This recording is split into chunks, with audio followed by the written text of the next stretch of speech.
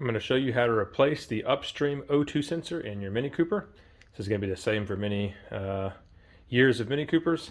I'll put the years and part number in the description. You're just going to need a few tools, really just two. Let me get the camera set up and we'll take a look. This job is pretty minimal. You don't need a whole lot of stuff to get going. We're going to need the new O2 sensor, obviously, and an O2 sensor socket. This is the one we're going to use specifically right here. I'll put a link to this in the description. There are a few different styles. You can also get a wrench on here sometimes, but in our case, we're not going to be able to fit a wrench on there. We're going to need this socket. Other tool you're going to need is a screwdriver, flathead screwdriver, or a pry tool. Go ahead and follow this line here. We're going to remove that clip there from that little bracket, and then follow this line down. There's a metal clip right there.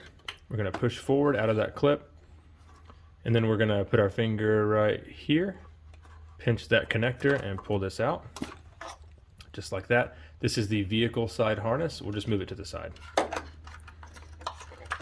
Next up, you can see the sensor plug right in here. There's a little gap. We're going to stick our flathead screwdriver in there and pry outward. That way the connector will just fall out of place. Now we've got this whole thing out. This wire is a lot longer than you think it needs to be. It really just needs to go from here to here. I think they use a lot of parts, a lot of the same parts for many different vehicles, maybe to save money. So that's why they use such a long wiring harness on there. Next up, we're just going to take our socket, slide on the O2 sensor,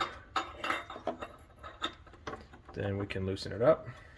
Sometimes these will be a little difficult and you need to apply some heat to the O2 sensor base where it threads into the manifold or turbo. There we go. This one actually just came loose. This car only has 105,000 miles, so not too bad. You can loosen it up by hand the rest of the way. And there it is. There's our old sensor. We'll get our new sensor threaded in, and then we can torque it to spec. Make sure your new sensor has anti-seize on the threads. Most of them will come with it. If yours doesn't, you need to make sure you put some on there. The copper color anti-seize is best, but you can also use the regular as long as it's rated for high temp. Alright, so I've got my torque wrench here set to 37 foot-pounds. Go ahead and get this thing tightened up.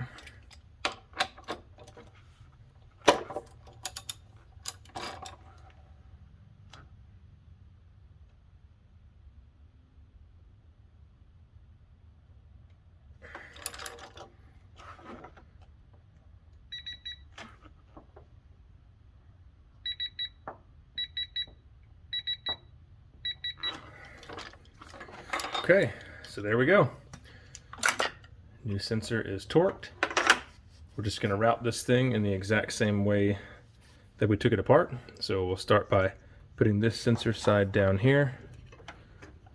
It's going to be hard to get this portion in the video. We'll get that clipped into place there. Put this wire down in its metal clip right there. And then just plug it back in. And there you go. You're all set. If you have any questions, put them in the comments. Thanks for watching.